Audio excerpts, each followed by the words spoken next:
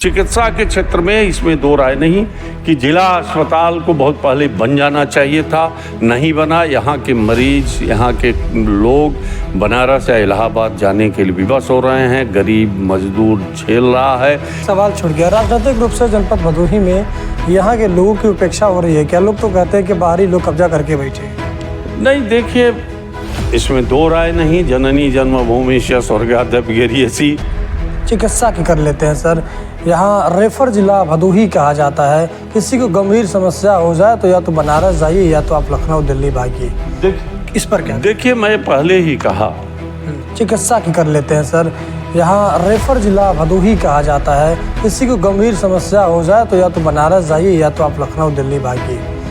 इस पर क्या? देखिए, मैं पहले ही कहा, आलोचना किसी का नहीं करना चाहता हूँ, लेकिन लोगों को अपने गरीबान में झांक कर देखना चाहिए और ये बताना चाहिए कि इस जनपद के विकास के लिए उन्होंने क्या किया और मंथन करना चाहिए। अगर नहीं कर पाए हैं तो भी मैं उनको सलाह दूंगा कि आज भी अभी समय है, इसके लिए सरकार से मिलकर के काम करें और निश्चित रूप से सरकार सुनेगी। मुझे लगता है जनपद भदोही के लिए 30 जून बेहद खास है। जी हाँ, 30 जून 1994 को भदोही जनपद के रूप में अस्तित्व में आया, चर्चा में आया। 30 साल पूरे हो गए हैं। कहा जाता है कि हमारा जनपद अभी जवान है। 30 साल तो ही हुए हैं बने। आखिर हमारे जनपद को मिला क्या? हमारे जनपद को क्या क्या मिला और क्या क्या खोया हमारा जनपद? तमाम चीज़ें चर्चा होती हैं। हम चर्चा करते हैं, जब किसी भी नेता से सवाल पूछते हैं तो कहते हैं विकास तो हो ही रहा है, आप देख ही रहे हैं। राजनीतिक रूप से, सामाजिक रूप से, सांस्कृतिक रूप से, आर्थिक रूप से हमारा जनपद अभी किस मुहाने पे खड़ा है, इसी विषय पे चर्चा करने के लिए हमारे साथ, खास बातचीत करने के लिए हमारे साथ जुड़ रहे हैं पूर्व मंत्री रंगनाथ मिश्रा जी। हम इनसे चर्चा करेंगे और समझेंगे 30 साल भदोही की यात्रा कितना सुगम रहा, कितना कठिन रहा, आने वाले समय में भदोही को क्या कुछ मिलने वाला है। बहुत बहुत स्वागत है द रियल हिंदुस्तान। धन्यवाद। सवाल मेरा वही था जो मैंने कहा अभी इंट्रो में कि 30 साल में भदोही को मिला क्या और भदोही ने खोया क्या? देखिए, इस 30 वर्ष में भदोही को बहुत कुछ मिला है। बनाने में भारतीय जनता पार्टी की बहुत अहम भूमिका रही। 1994 में सरकारी जिला बना, किंतु इसकी भी आधारशिला, इसका ग्राउंड तैयार करने में भारतीय जनता पार्टी ने 1992 में ही संगठन की दृष्टि से इसे जिला बना दिया था। किसी दल ने नहीं बनाया था, चाहे वो कांग्रेस हो, सपा हो, बसपा हो, लेकिन भारतीय जनता पार्टी ने 1992 में जिला बनाया इसको और संगठन का चुनाव हुआ, जिसमें मैं चुनाव लड़ा और भारतीय जनता पार्टी का प्रथम अध्यक्ष 1992 में मैं बना। और आंदोलन पहले से लोग चाहते थे कि भदोही जनपद बने, लेकिन बन नहीं पा रहा था। किंतु जब मैं 1993 में विधानसभा में गया चुन करके, तो मैं पहली बार राज्यपाल के अभिभाषण पर ही मैंने मामले को उठाया कि भदोही जनपद अंतर्राष्ट्रीय कालीन क्षेत्र में बहुत ही ख्यात प्राप्त जगह है और उसको जिला बनाया जाना चाहिए। इसको लेकर कल्याण सिंह ने भी हाउस में मामले को उठाया और इतना सपोर्ट किया सारे लोगों ने कि मुलायम सिंह यादव को मजबूर होकर के जिला बनाने की घोषणा करनी पड़ी। 1994 में 30 जून को जिला बना दिया गया। डीएम एसपी को लाकर बैठा दिया मुलायम सिंह यादव ने, लेकिन एक पैसा दिया नहीं। और फिर मैं जब 1997 में मंत्री बना, उसके बाद भाजपा की सरकार बनी, उस समय इस जिले का चौमुखी विकास करना प्रारंभ किया गया। जिला मुख्यालय बना, सारी ऑफिसेज बनी, सारी सड़कें बनी, तमाम प्रकार का जो भी विकास के क्षेत्र में एक मापदंड होना चाहिए वो सारी चीज़ें लाई गई। अब ये कुछ बात अलग है कि कुछ लोग भदोही स्थापना दिवस के नाम पर कुछ नाच गाना कराते हैं तो कहते हैं कोई विकास नहीं हुआ। कुछ लोग कभी गोष्ठी कराते हैं तो कहते हैं कि कोई काम नहीं हुआ। लेकिन ये पूछा जाए कि आपका क्या योगदान था? सिर्फ स्थापना दिवस मना देने से कोई काम तो होगा नहीं। काम के लिए संघर्ष करना होता है और उसके लिए क्या योगदान रहा ऐसे लोगों का, तो शून्य होगा। उनको दिखाई नहीं पड़ता कि भदोही कहाँ से कहाँ पहुँच गया। अब आप विश्वास करें, ऑन रिकॉर्ड मैं बात कर रहा हूँ कि इस जनपद में 1997 के पहले मात्र एक गवर्नमेंट इंटर कॉलेज था, मात्र एक राजकीय डिग्री कॉलेज था, और वो अभी 1951 में बना था। शिक्षा के क्षेत्र में बिल्कुल बहुत पिछड़ा हुआ इलाका ये था। जबकि आप सब जानते हैं कि किसी भी जिले का या किसी भी क्षेत्र का विकास की सीढ़ी है शिक्षा। अगर शिक्षा नहीं होगा तो वहाँ का नागरिक शिक्षित नहीं होगा, और नागरिक शिक्षित नहीं होगा तो उसका विकास नहीं हो सकता, व्यक्ति का विकास नहीं होगा तो जिले का विकास नहीं हो सकता। इस पर हमने फोकस किया। जहाँ एक गवर्नमेंट इंटर कॉलेज इस जिले के बनने के पहले था, आज 40 गवर्नमेंट इंटर कॉलेज इस जनपद में रन कर रहे हैं। 2 महिला गर्ल्स राजकीय इंटर कॉलेज रन कर रही है। हिंदुस्तान का ये में कोई ऐसा जिला नहीं होगा जिसमें 40 गवर्नमेंट इंटर कॉलेज हो। एक छोटे से जिले में हर 5 किलोमीटर पर गवर्नमेंट इंटर कॉलेज हमने दिया। गांव गरीब किसान मजदूर के बच्चे आज उसी राजकीय इंटर कॉलेज से टॉप किया है एक दलित समाज का कनौजिया लड़का, वो इस शिक्षा की देन के कारण हुआ। उसी प्रकार राजकीय डिग्री कॉलेज जहाँ एक थे वहाँ 4 आज गवर्नमेंट डिग्री कॉलेज हैं। लड़कियों का 2 डिग्री कॉलेज हमने खोला। औराई में केशव प्रसाद राजकीय महिला पोस्ट ग्रेजुएट कॉलेज, कपसेठी में राजकीय महिला डिग्री कॉलेज, भदोही रामरायपुर में राजकीय डिग्री कॉलेज, पॉलिटेक्निक ले आया, वो बन करके तैयार है, एक यहाँ के लड़कों को प्रेरणा दे रहा है। ITI ले आई, आश्रम पद्धति विद्यालय ले आया हमने। उसके एवज में हमने इंद्रजीत सरोज को मॉडर्न इंटर कॉलेज दिया अपने विभाग से, तो उन्होंने आश्रम पद्धति विद्यालय दिया जिसको हमने रया में बनवाया। 2 modern English medium intermediate college Badgaon Shikhapur में हमने दिया, जो बन करके तैयार है, चल रहे हैं। ये शिक्षा के क्षेत्र में अब क्रांतिकारी परिवर्तन हुआ इस जनपद। वर्षों से आप शिक्षा की बात कर रहे हैं, तो अगर यहाँ के महाविद्यालय की बात करें, काशी नरेश जो महाविद्यालय है, तो यहाँ के जो स्टूडेंट हैं, छात्र हैं, वो लगातार मांग कर रहे हैं कि एक विश्वविद्यालय का दर्जा मिले। उसे लेकर आपकी क्या राय है, क्या मेगा प्लान है? अगर भविष्य में किसी मंत्री मिनिस्टर से ऐसा कोई आपसे राय मांगी जाए कि आपके जनपद के लिए क्या कुछ किया जाए, तो महाविद्यालय के लिए? देखिए, इसमें 2 राय नहीं कि भदोही जनपद विशेष करके Gyanpur post graduate college Kashi Naresh ये डिजर्व करता है यूनिवर्सिटी के लिए। और 1978 से यहाँ के नौजवान, उस समय में अखिल भारतीय विद्यार्थी परिषद का इस ज्ञानपुर तहसील का कन्वीनर था। उस समय राष्ट्रीय संयोजक थे आदरणीय गोविंदाचार्य जी, जिनके नेतृत्व में मैं काम कर रहा था। बहुत बड़ा आंदोलन चला था, बहुत सारी लाठियां खाई थी छात्रों ने, कुछ जेल गए थे। इसमें 2 राय नहीं कि भदोही जनपद में विश्वविद्यालय होना चाहिए। किन परिस्थितियों में यहाँ नहीं हो पाया, मैं समझता हूँ कि जनप्रतिनिधियों को इस पर गंभीरता से विचार करना चाहिए और मुख्यमंत्री से मिलकर इस पुरानी मांग को मनवाने के लिए प्रयास करना चाहिए, क्योंकि यहाँ पर राजकीय काशी नरेश डिग्री कॉलेज के पास पर्याप्त ज़मीन है, पर्याप्त बिल्डिंग्स हैं, कोई एक ज़मीन एक्वायर करने की ज़रूरत नहीं है। और इससे एक बहुत बड़ा भला होगा इस इलाके का कि लोग शिक्षित होंगे। मेरी पूरी कोशिश होगी, मैं भी प्रयास करूँगा कि यहाँ को यूनिवर्सिटी बने। शिक्षा के बात की जाए, शिक्षा के बाद तो चिकित्सा की कर लेते हैं सर। यहाँ रेफर जिला भदोही कहा जाता है। किसी को गंभीर समस्या हो जाए तो या तो बनारस जाइए या तो आप लखनऊ दिल्ली भागिए। इस पर क्या? देखिए, मैं पहले ही कहा कि यहाँ भदोही जनपद बनने के पहले बनारस के नेताओं द्वारा, बनारस जो सत्ता में थे, बनारस का कोई डेवलपमेंट होने नहीं देते थे। वो लोग प्रयास भी यही करते थे कि यह जिला भी न बनने पाए। और यही आपने यहीं से देख लें कि राजा तालाब तक कई डिग्री कॉलेज रहे, पॉलिटेक्निक थे, सारे थे, लेकिन जैसे आप कछुआ क्रॉस करिए कुछ नहीं था यहाँ। और इसीलिए इस जिले को बनाने की मांग उठी और इसको हम सब लोगों ने मूर्त रूप दिया। और डेवलपमेंट के लिए जिला मुख्यालय हो, जिला अस्पताल का शिलान्यास हमने अपने हाथ से किया था और 8 करोड़ रुपया रिलीज करा करके किया था। ऐसा नहीं किया था कि ऐसे ही कर दिया गया था। सारे उस समय CMO दुबे थे,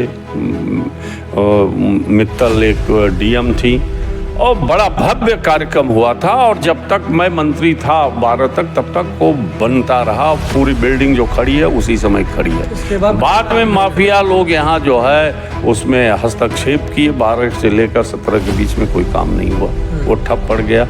आगे भी प्रयास हो रहा है, लेकिन जो मूर्त रूप होना चाहिए वो नहीं हो पा रहा है। चिकित्सा के क्षेत्र में इसमें दो राय नहीं कि जिला अस्पताल को बहुत पहले बन जाना चाहिए था, नहीं बना। यहाँ के मरीज, यहाँ के लोग बनारस या इलाहाबाद जाने के लिए विवश हो रहे हैं। गरीब मजदूर झेल रहा है।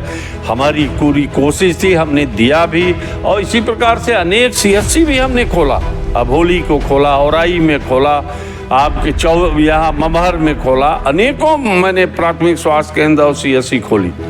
और इस क्षेत्र में चौमुखी विकास करने के लिए चिकित्सा के क्षेत्र में भी मैं परिवार कल्याण मंत्री भी था। उस समय उच्चीकृत किया था ज्ञानपुर जो अस्पताल है, बलवंत सिंह कौन सा क्या नाम है उसका, जो यहाँ पर है मुखर्जी पार्क के सामने, उसमें हमने आँख का अस्पताल खुलवाया, बहुत अपग्रेड कराया था। तो इसमें दो राय नहीं कि उस क्षेत्र में भी मैंने काम किया। बाकी बिजली के क्षेत्र में जो 24 घंटे बिजली इस जनपद के लोग, जब 6 घंटे बिजली आती थी तब इस जनपद में 1997 से 2001 के बीच में 24 आवर्स बिजली हमने देने का काम किया। अनेकों पावर हाउस बनवाया हमने। पावर हाउस और बिजली भी डेवलपमेंट के लिए बहुत महत्वपूर्ण होता है। अगर उसी ढंग से जैसे हमने काम किया बाकी लोग भी किए होते तो आज शायद बिजली जो है लो वोल्टेज प्रॉब्लम नहीं होता और बिजली जो कट हो रही ये भी नहीं होता। आज उस समय का मेरे द्वारा शिलान्यास 400/220 kV का 2 बड़े पावर हाउस, कम से कम 150-200 करोड़ का प्रोजेक्ट बभनौटी में औराई भदोही मार्ग पर आज भी बोर्ड लगा हुआ, इतनी बड़ा एक्वायर करके बड़े बड़े ट्रांसफार्मर पड़े हैं, उसको पूरा नहीं करा पा रहे हैं लोग। ये अक्षमता है यहाँ के जनप्रतिनिधियों का, इसको करना चाहिए था लेकिन नहीं हो पाया। ये दुर्भाग्यपूर्ण है कि इतनी बड़ी विरासत जो है सड़ने को तैयार है। हाँ बिल्कुल, मैं तो समझता हूँ इसके बारे में भी अगर लोग मुख्यमंत्री से वार्ता करें तो ये बहुत बड़ा इस जनपद के लिए डेवलपमेंट में एक मील का पत्थर साबित हो सकता है। बभनौटी का 400/220 kV। मंत्री जी, भदोही आर्थिक व्यापारिक रूप से संपन्न जनपद है। कालीन यहाँ का जो है देश विदेश कोने में कहीं पर भी एक नाम ब्रांड है और डॉलर नगरी कहा जाता है, विदेशी पैसा आता है। कालीन उद्योग को लेके कितना विकास हो पाया है पिछले 30 सालों में, कितना, क्योंकि पहचान भदोही की कालीन से, कितना विकास हो पाया, कैसे दिखते हैं? देखिए इसमें दो राय नहीं। मैं पहले भी विधानसभा में भी भाषण दिया था, मैं 93-94 में मुझे याद है कि भदोही का जो कुछ भी उस समय था वो सरकार की कोई योजनाओं से इस जनपद भदोही तहसील या ज्ञानपुर तहसील औराई तहसील जो इलाका था उसको कुछ नहीं मिला था। वो मिला था तो कारपेट की वजह से मिला था। उस जमाने में जब बाकी अमेठी और मैं वहाँ चुनाव प्रचार में 91-2 में जब राजीव गांधी मरे थे तो गया था मैं वहाँ, मदन मोहन सिंह करके लड़ रहे थे भाजपा से। मैंने देखा घास फूस छप्पर की बनी हुई मकान थे, बहुत दयनीय स्थिति थी। उस समय मैंने कहा था लोगों से 93 में कि औराई में किसी के पास कोई व्यक्ति ऐसा नहीं होगा जिसके पास एक कमरा पक्का न हो। उसका देन था कालीन। कालीन को नुकसान पहुंचाया लोगों ने, जो बधुआ मजदूर के नाम पर दुष्प्रचार किया गया, चाइल्ड लेबर के नाम पर दुष्प्रचार किया गया। अन्यथा इस कारपेट को विश्व में अब स्थान मिलता था। लोग मजदूर अपने घर ला करके विभिन्न काम करते थे, अच्छा एक्सपोर्ट होता था। हमने भी सरकारी जब मंत्री बना तो इसको लाभ दिलाने की कोशिश की। आंगा सूत तार पर टैक्स जो 4% लगता था उसको मैंने माफ़ कराया था उस समय कल्याण सिंह गवर्नमेंट से। वैट जब वैट आया तो वैट भी लगा कालीन के ऊपर, उसको भी हमने समाप्त करवाया था कि ताकि कारपेट जो है का वीविंग का काम और अधिक हो सके। गरीब मजदूर भी इससे जुड़े हुए हैं, ये कुटीर उद्योग है, भदोही की पहचान है, इससे इसको जो है लाभ मिलना चाहिए था। यह मैंने प्रयास किया था और इसको जितना लाभ अगर सरकारी मिले निश्चित रूप से दूसरे उद्योग की ज़रूरत नहीं पड़ेगी अगर कारपेट को ही इम्प्रूव करा दिया जाए। एक बात चुभती है मंत्री जी, वर्षों पहले गांव-गांव में छोटे छोटे सेंटर बना करके कालीन बुनाई का काम किया जाता था। आज उसका पतन हो गया, विलुप्त हो गई चीज़ें। लोगों को मजबूरी में सेंटर पे जाना पड़ रहा है, या फिर जिनके पास कालीन का व्यवसाय वो नहीं चाहते कि आने वाली पीढ़ी इसमें फंसे। उनको कहना है कि सरकार उस तरह का सहयोग नहीं कर पा रही है। छोटे छोटे बुनकर खत्म हो गए, या फिर जो छोटे छोटे मालिक थे कह लीजिए समाप्त हो गए। अब बड़े बड़े मालिक बचे हुए हैं और उनको भी लग रहा है कि सरकार हमारा जो है सब्सिडी खा रही है, नहीं दे रही है। तो कैसे देखिए, बाकी जो स्मॉल इंडस्ट्री है उससे अलग हट करके कालीन उद्योग के बारे में सोचना पड़ेगा। एक लघु उद्योग है, कुटीर उद्योग है, गांव में वीविंग से बनता है, इसको दूसरे दृष्टि से सरकार को देखना पड़ेगा। अगर एक ही कानून से सारे इंडस्ट्री को देखा जाएगा, उसी में कालीन इंडस्ट्री को देखा जाएगा तो कालीन का बड़ा नुकसान होगा, मजदूरों का बड़ा नुकसान होगा। इसलिए इसको अलग से देखना होगा। इसकी वीविंग कैसे होती है, कहाँ से लोग लाते हैं, कहाँ से रॉ मटेरियल आता है, इसके बारे में सोचना होगा। और तब जा कर के इसके बारे में जब सरकार सोचेगी या अलग से इसके बारे में अगर कोई कानून और नियम बना करके इसको प्रमोट करने का काम करेगी तो निश्चित रूप से इस कालीन से भारत का नाम रोशन होगा, भारत के नाम में एक और चार चांद लगेगा। एक इसी से संबंधित एक सवाल करेंगे। अभी हम लोग हाल फिलहाल में गए थे एक स्टोरी कवर करने के लिए, तो नज़दीक से हमने देखा कि जो कालीन एक्सपोर्टर्स हैं या फिर जो व्यापारी हैं, उन्होंने साफ तौर पे कहा कि देखिए अगर PLI जैसी स्कीम अगर इसमें ला दिया जाए तो हम लोगों को एक बड़ा मुनाफा होगा। साथ ही जो सरकार MSME के अंतर्गत कुटीर उद्योग को रखा है, कालीन उद्योग को रखा है, बेहद खतरनाक है। इसमें पेमेंट सर्कुलेशन का जो दायरा है वो सरकार का एक नियमित है कि आपको इस समय के अंदर लोगों को पेमेंट करना है, जबकि उनका कहना है कि हमारा पेमेंट तो 90 दिन के पहले तो मुझे नहीं मिलता, बायर देते ही नहीं है, तो हम लोगों को कैसे देंगे। तो ट्रेडिंग में और प्रोडक्शन में ये पूरा जो घालमेल चल रहा है, प्रोडक्शन वालों को काफ़ी नुकसान झेलना पड़ रहा है। इस मुद्दे को लेकर क्या कुछ कहना चाहेंगे मंत्री या फिर जो जिम्मेदार लोग हैं, उनसे कितना कुछ सहयोग दिलवा पाएंगे? नहीं, इसीलिए मैं कह रहा हूँ कि बाकी इंडस्ट्री से इसके बाद इस कालीन इंडस्ट्री को अलग से देखना होगा। ये जो कठिनाइयाँ हैं इसको दूर करना होगा और निश्चित रूप से एक डेलीगेशन यहाँ के जनप्रतिनिधियों के साथ कारपेट एसोसिएशन के लोग जाएं।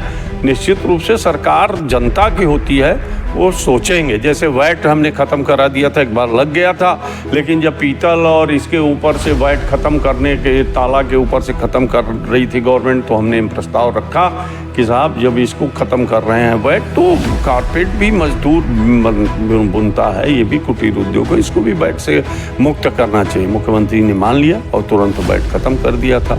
आंगा सूत तार पर 4% टैक्स लगते थे। मैंने बताया कि ये कुटीर उद्योग है, इसको ख़त्म करना। उस समय आलोक बर्नवाल इसे आंगा सूत तार एसोसिएशन का अध्यक्ष था, आप खमरिया का आप पूछिएगा उससे, हमने उसको ख़त्म कराया। सारे एकमा के जितने पदाधिकारी थे 15-20 लोगों को पर्ची पास मिला था पंचम तल का मुख्यमंत्री ऑफिस का, लेकिन कम से कम 50-60 लोग पहुंचे थे। मैं सारे लोगों को पास दिलवा करके मुख्यमंत्री के साथ बैठक कराई और उस समय जितना हो सका हमने कारपेट को सुविधा देने की कोशिश की।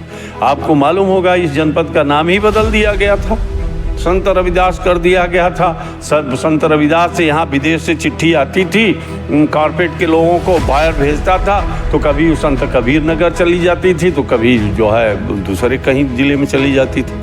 हमने उसको संत रविदास नगर भदोही का नाम जुड़वाया, भदोही का नाम वापस कराया, तब जाकर के लोगों की चिट्ठी पत्री भी होने लगी। उससे बहुत बड़ा नुकसान होने लगा था।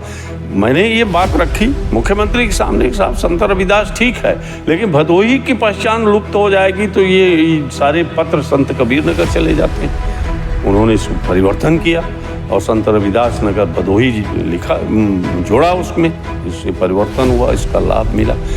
तमाम प्रकार के सारे काम होते भी हैं, बशर्ते इसको सही जगह पर इस बात को उठाया जाए तो मुझे लगता है कि निश्चित रूप से इसका भला होगा।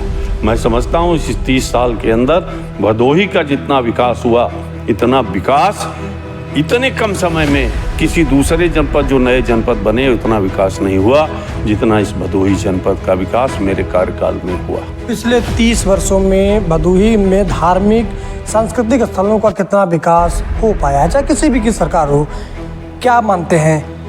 नहीं, देखिए इसमें दो राय नहीं। भदोही में सीतामढ़ी का डेवलपमेंट हुआ, उस समय मैं गृह मंत्री था, वहाँ पुलिस चौकी की स्थापना की ताकि नागरिकों की सुरक्षा हो सके। वहाँ पर एक बहुत बड़ा गेस्ट हाउस हमने सरकारी बनवाया है। आप देखिए गंगा के किनारे बहुत बड़ा गेस्ट हाउस है, सरकारी पैसे से बनवा करके उसका उद्घाटन कराया गया। इस प्रकार से वहाँ भी हुआ, चकवा पर हुआ, बाकी शहीद झूरी सिंह स्मारक पर भी डेवलपमेंट के काम हुए। पर्यटन की दृष्टि से भी बहुत सारे काम इस जनपद में हुए, इसमें दो राय नहीं है। अब बगल में विंध्याचल का तो जिस ढंग से कॉरिडोर बन रहा है तो सरकार उसके लिए बधाई की बात है। एक आखिरी सवाल करेंगे, आपको नहीं लगता है कि जब जनपद बना उसके कुछ वर्षों तक जो है यहाँ का विकास हवाई जहाज की स्पीड की तरह हो रहा था, इसके बाद अभी वर्तमान में आप पिछले 10 वर्षों में देखें, एक दशक में देखें तो स्थितियाँ ये हैं जैसे बैलगाड़ी की तरह धीरे धीरे विकास रेंग रहा है। ये मेरा सवाल अटपटा है, इसे किस दृष्टिकोण से देखते हैं? वर्तमान में भदोही के विकास को लेकर कितना कुछ काम किया जा रहा है? देखिए इसमें दो राय नहीं कि डेवलपमेंट का काम जो है जनप्रतिनिधियों के प्रयास पर निर्भर करता है। मैं तो कहता हूँ कि नहर चल रही है और जो किसान घार लगाता है उसी का खेत भरता है। बजट बन रहे हैं, 7 लाख करोड़ का बजट है, जो पहले 70-80 हज़ार करोड़ का होता था, आज 7 लाख 8 लाख करोड़ का बजट है उत्तर प्रदेश का। भारत का 45-40 लाख करोड़ है। अगर जनप्रतिनिधि आवाज़ उठाते हैं तो निश्चित रूप से उस जनपद का, उस लोकसभा क्षेत्र का, उस विधानसभा क्षेत्र का विकास होता है। अगर हमारे जनप्रतिनिधि निश्चित रूप से अगर प्रयास करेंगे तो सरकार के पास अकूत धन है और वो इस जिले का भी विकास होगा, इस लोकसभा क्षेत्र का विकास होगा।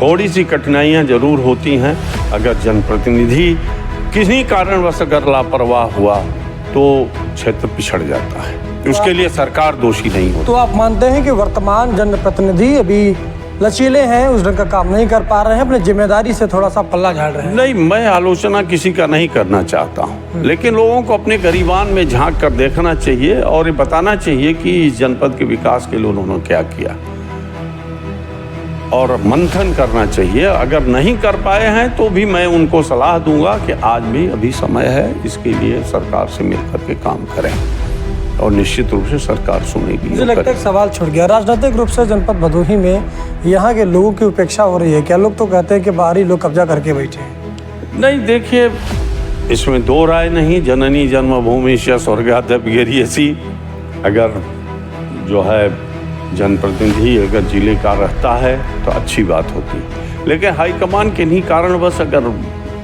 नहीं दे पाता है तो कुछ कारण रहते हैं जिसमें उनको करना पड़ता है, वो भी अपने हैं, कोई बाहरी है नहीं। पिछले 30 वर्षों में भदोही का कितना विकास हुआ, भदोही के विकास को लेकर आपके क्या विचार है, क्या दृष्टिकोण है, बताइएगा जरूर। बाकी देखते रहिए द रियल हिंदुस्तान। मेरा नाम विपिन हुआ, कैमरे के उस पार हमारे सहयोगी इमरान जी है।